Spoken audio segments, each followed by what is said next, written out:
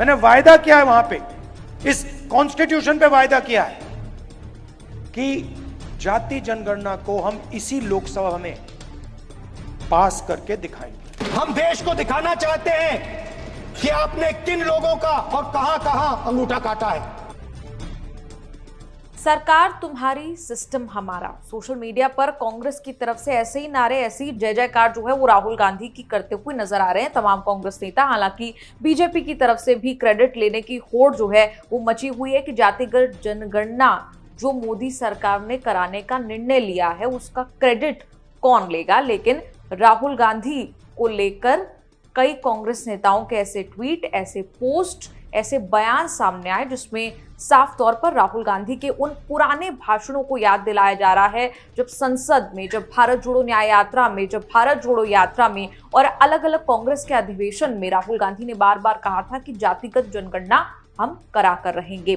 कुछ रिएक्शंस आपको social media के हम दिखाना चाहते हैं। सबसे पहले आपको बता दें राहुल गांधी की तरफ से जो पहला रिएक्शन आया था, राहुल गांधी ने सोशल मीडिया पर लिखा, कहा था ना मोदी जी को जाति जनगणना करवानी ही पड़ेगी, हम करवा कर रहेंगे। यह हमारा विजन है और हम ये सुनिश्चित करेंगे कि सरकार एक पारदर्शी और प्रभावी जाति जनगणना कराए। सबको साफ साफ पता चले कि देश की संस्थाओं और पावर स्ट्रक्चर में किसकी कितनी भागीदारी है। जाति जनगणना विकास का एक नया आयाम है। मैं उन लाखों लोगों और सभी संगठनों को बधाई देता हूं जो इसकी मांग करते हुए लगातार मोदी सरकार से लड़ाई लड़ रहे थे। मुझे आप पर गर्व है। कांग्रेस के वरिष्ठ नेता अभिषेक मनु सिंघवी ने राहुल गांधी को ब्लैक स्वैन बताया जिनका विजन जो है वो दूरदर्शी है। अभिषेक मनु सिंघवी ने लिखा, लोकतांत्रिक राजनीति में एक बहुत ही दुर्लभ घटना, एक वास्तविक ब्लैक स्वैन। एक विपक्षी नेता ने सरकार को एक क्रांतिकारी नीतिगत निर्णय लेने के लिए मजबूर किया है जो पूरी तरह से उनकी दूरदृष्टि, प्रतिभा और बड़े दिल पर आधारित है। राहुल गांधी जाति सर्वेक्षण के अग्रणी साधन के माध्यम से पिछड़े वर्ग के सशक्तिकरण और न्याय के पैरोकार हैं। सिंघवी ने लिखा कि इस विजन को अमल में लाते हुए तेलंगाना के मुख्यमंत्री रेवंत रेड्डी राहुल जी के विजन को अपने राज्य में लागू करके इसे इंप्लीमेंट करने वाले पहले भारतीय नेता बन गए। उन्होंने तेलंगाना में जाति सर्वेक्षण कराया, विधानसभा में रिपोर्ट पेश की और शिक्षा, नौकरियों और राजनीतिक पदों में पिछड़े वर्ग के लिए 42% आरक्षण के पक्ष में एक प्रस्ताव पारित किया। रेवंत जाति जनगणना के लिए जंतर मंतर पर विरोध प्रदर्शन करते हुए इस मामले को सदन से सड़कों पर ले गए। मास्टर स्ट्रोक कांग्रेस के रेयर कॉम्बिनेशन यानी कि राहुल रेवंत ने केंद्र को भी ऐसा करने के लिए मजबूर कर दिया। पिछड़े वर्ग और हमारे लोकतंत्र के लिए ये कितना अच्छा दिन है।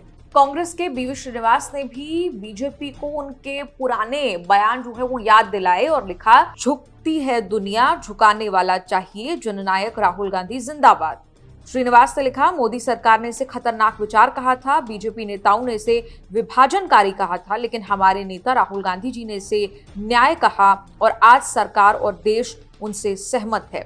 कांग्रेस की social media head Supriya Shrinate ने भी सोशल मीडिया पर एक कार्टून शेयर करते हुए लिखा, पहले वो आपको अनदेखा करते हैं, फिर वो आप पर हंसते हैं, फिर आपसे लड़ते हैं, अंत में वो आपकी नकल करते हैं। जाति जनगणना और उनके इस विश्वास की जीत है कि ऐसा करना सही है। कांग्रेस के जनरल सेक्रेटरी केसी वेणुगोपाल ने कहा कि जब देश के प्रधानमंत्री ने देश को ये बताया था कि देश में सिर्फ 4 जातियां हैं, तो आखिर इस कास्ट सर्वे की क्या जरूरत? For the opposition, do you think and what are the doubts still you have? Because at last they agreed that the caste census is the need of the country and the need of the hour. Why I am telling this you? Because the last 3-4 years, leader of opposition Rahul Gandhi continuously batting for caste census, tracing data and raising the genuine issue of the common people of this country. Whenever Rahul Gandhi raising this issue of caste census, BJP people will start to attack him. They attacked in a very bad language. The social media attacked in a very bad. Even though in the parliament also, when we tried to speak about caste census, they completely laughed on him. Our Prime Minister told, in this country only 4 castes are there. And what is the need of caste survey?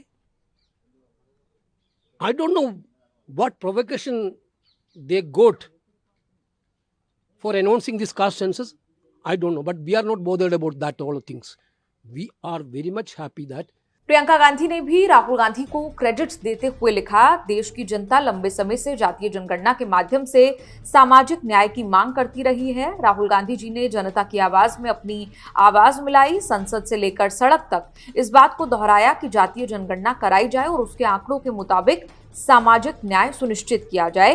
Rahul Gandhi ji ने जनता से वादा किया था कि हम हर हाल में जातीय जनगणना करवा कर रहेंगे। विपक्षी पार्टी के रूप में कांग्रेस ने लोकसभा चुनाव के दौरान जातीय जनगणना और हिस्सेदारी न्याय को अपने घोषणा पत्र में शामिल किया और बार बार ये मांग दोहराई। ये देश की जनता और राहुल गांधी जी की प्रतिबद्धता की जीत है कि आज केंद्र सरकार जातीय जनगणना कराने को मजबूर हुई है। प्रियंका गांधी ने कहा कि कांग्रेस पार्टी सामाजिक न्याय सुनिश्चित करने और हर वर्ग को उचित हिस्सेदारी देने के लिए प्रतिबद्ध है। कांग्रेस के अध्यक्ष मल्लिकार्जुन खड़गे ने भी राहुल गांधी को इसका हीरो बताते हुए लिखा, कांग्रेस ने लगातार जातिगत जनगणना की मांग उठाई थी, जिसके सबसे मुखर पक्षधर राहुल गांधी रहे। आज मोदी सरकार ने सेंसस के साथ जातिगत जनगणना कराने की घोषणा की है। ये सही कदम है जिसकी हम पहले दिन से मांग कर रहे हैं। साथ ही मल्लिकार्जुन खड़गे ने ये मांग की कि मोदी सरकार जल्द से जल्द बजट का प्रावधान करके जनगणना और जातिगत जनगणना का काम पूरी पारदर्शिता के साथ शुरू करे। जातिगत जनगणना जरूरी है, हिस्सेदारी न्याय के बिना सबकी प्रगति अधूरी है। तेलंगाना के मुख्यमंत्री रेवंत रेड्डी ने क्या कहा, यह भी बहुत अहम है क्योंकि लगातार चर्चा है रेवंत रेड्डी के तेलंगाना के कास्ट मॉडल की, कैसे उन्होंने वहां पर सर्वे करवाया। राहुल गांधी की तरफ से भी उनकी प्रेस कॉन्फ्रेंस में कहा गया था कि रेवंत रेड्डी का जो सर्वे है उससे सीख लेनी चाहिए, उसके सिद्धांतों से सीख लेनी चाहिए। रेवंत रेड्डी ने कहा, श्री राहुल गांधी जी की दृष्टि और दिशा के आधार पर जिन्होंने पहली बार अपनी ऐतिहासिक भारत जोड़ो यात्रा के दौरान देशव्यापी जाति जनगणना की मांग की थी। तेलंगाना पिछले साल जाति सर्वेक्षण करने वाला पहला राज्य है। ये गर्व का क्षण है कि राहुल गांधी ने दिखाया कि विपक्ष में रहते हुए भी उनका दृष्टिकोण किस तरह नीति बन गया है। हमें गर्व है कि ओबीसी सशक्तिकरण के लिए तेलंगाना सरकार के कार्यों ने देश को प्रेरित किया और भारत ने भी हमारे राज्य के कार्यों का अनुसरण करने पर सहमति जताई है। आपको बता दें, शिवसेना यूबीटी के सांसद संजय राउत ने भी राहुल गांधी को क्रेडिट दिया। कहा कि राहुल गांधी पिछले कई सालों से जातिगत जनगणना के मुद्दे को उठा रहे हैं और उन्हें इस बात का पूरा क्रेडिट मिलना चाहिए। देखो, देवेंद्र फडणवीस की बात आप भूल जाइए, उनको लेवल की बात समझ में नहीं आती, राष्ट्रीय लेवल की, समझा ना। राहुल गांधी जी लगभग 10 साल से, चाहे पार्लियामेंट हो चाहे और कोई मंच हो, जातीय जनगणना की बात करते आए हैं। जिस जाति का जितना हिस्सा है उनका हक उनको मिलना चाहिए। ये पूरा बहुजन समाज की बात है। देवेंद्र फडणवीस जी को समझ में नहीं आएगी, उनकी विचारधारा अलग है। देवेंद्र फडणवीस की विचारधारा उस जातीय जनगणना में नहीं बैठती। ये बहुजन समाज की बात है, मैं ये बोल रहा हूं।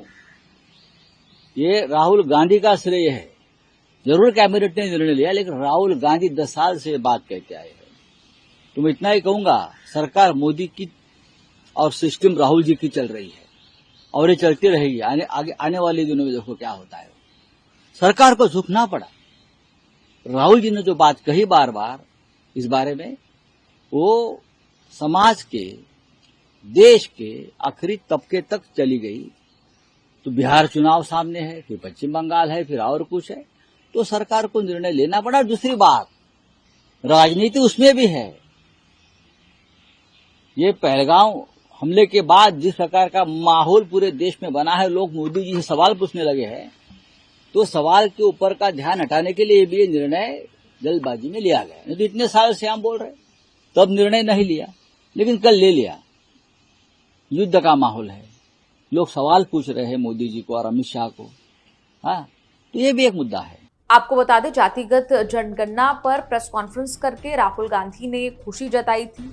कहा था कि हम खुश हैं, कि वेलकम करते हैं कि प्रधानमंत्री ने, मोदी सरकार ने जातिगत जनगणना करने का फैसला किया है। अब राहुल गांधी का सवाल एक और भी है। राहुल गांधी ने पूछा कि सरकार को इसकी टाइमलाइन बतानी होगी कि जातिगत जनगणना का काम कब तक पूरा होगा। जातिगत जनगणना में बिहार और तेलंगाना का मॉडल है, इनके बीच में जमीन आसमान का फर्क है सोशल मीडिया पर इस तरह की बातें, जय जयकार जो है वो राहुल गांधी की, कांग्रेस की लगातार चल रही है। दूसरी तरफ बीजेपी भी क्रेडिट लेने की होड़ में आगे बढ़ रही है, कह रही है कि सरकार ने, अमित शाह ने तो ये पहले ही हिंट किया था कि ऐसा कुछ होने वाला है। खैर, आपका इस रिपोर्ट पर क्या कुछ कहना है, कमेंट्स में लिखकर अपनी राय जरूर दें और देखते रहिए न्यूज़ तक।